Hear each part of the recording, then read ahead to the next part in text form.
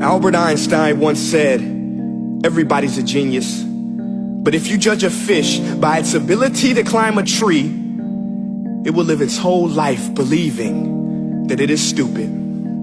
Ladies and gentlemen of the jury, today on trial we have modern day schooling. Glad you could come. Not only does he make fish climb trees, but also makes them climb down and do a 10-mile run. Tell me, school, are you proud of the things you've done? Turning millions of people into robots, do you find that fun? Do you realize how many kids relate to that fish? Swimming upstream in class, never finding their gifts, thinking they are stupid, believing they are useless? Well, the time has come, no more excuses. I call school to the stand and accuse him of killing creativity, individuality, and being intellectually abusive. He's an ancient institution that has outlived his usage. So, Your Honor, this concludes my opening statement, and if I may present the evidence of my case, I will prove it. Proceed. Exhibit A. Here's a modern day phone. Recognize it? Here's a phone from 150 years ago. Big difference, right? Stay with me. Here's a car from today, and here's a car from 150 years ago. Big difference, right? Well, get this. Here's a classroom of today, and here's a class we used 150 years ago. Now ain't that a shame? In literally more than a century, nothing has changed. Yet you claim to prepare students for the future? But with evidence like that, I must ask, do you prepare students for the future or the past? I did a background check on you and let the record show that you were made to train people to work in factories, which explains why you put students in straight rows, nice and neat, tell them sit still, raise your hand if you want to speak, give them a short break to eat, and for 8 hours a day tell them what to think. Oh, and make them compete to get an A. A letter which determines product quality, hence grade A of meat. I get it. Back then, times were different. We all have a past. I myself am no Gandhi. But today, we don't need to make robot zombies. The world has progressed. And now we need people who think creatively, innovatively, critically, independently, with the ability to connect. See, every scientist will tell you that no two brains are the same.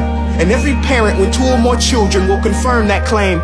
So please explain why you treat students like cookie cutter frames or snapback hats, giving them this one-size-fits-all crap. Watch your language. Sorry, Your Honor, but if a doctor prescribed the exact same medicine to all of his patients, the results will be tragic. So many people will get sick, yet when it comes to school, this is exactly what happens. This educational malpractice, where one teacher stands in front of 20 kids, each one having different strengths, different needs, different gifts, different dreams, and you teach the same thing the same way? That's horrific. Ladies and gentlemen, the defendant should not be acquitted. This may be one of the worst criminal offenses ever to be committed. And let's mention the way you treat your employees. Objection. Overruled. I want to hear this. It's a shame. I mean, teachers have the most important job on the planet, yet they're underpaid? No wonder so many students are short-changed. Let's be honest. Teachers should earn just as much as doctors, because a doctor can do heart surgery and save the life of a kid. But a great teacher can reach the heart of that kid and allow him to truly live.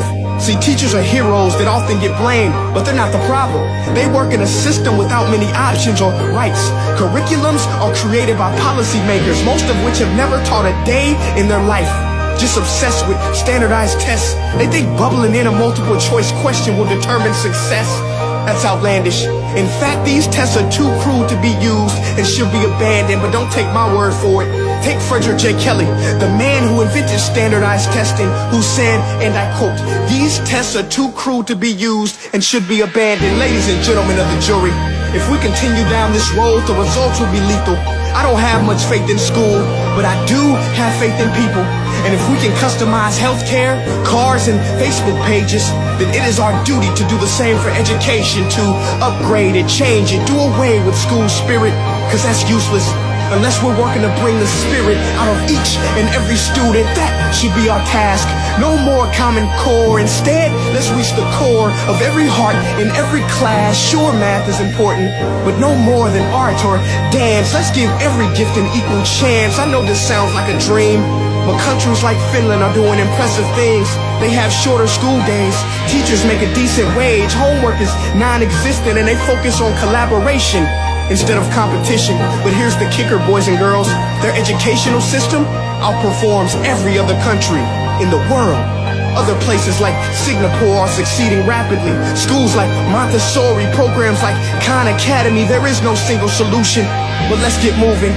Because while students may be 20% of our population, they are 100% of our future. So let's attend to their dreams, and there's no telling what we can achieve. This is a world in which I believe, a world where fish are no longer forced to climb trees. I'll rest my case.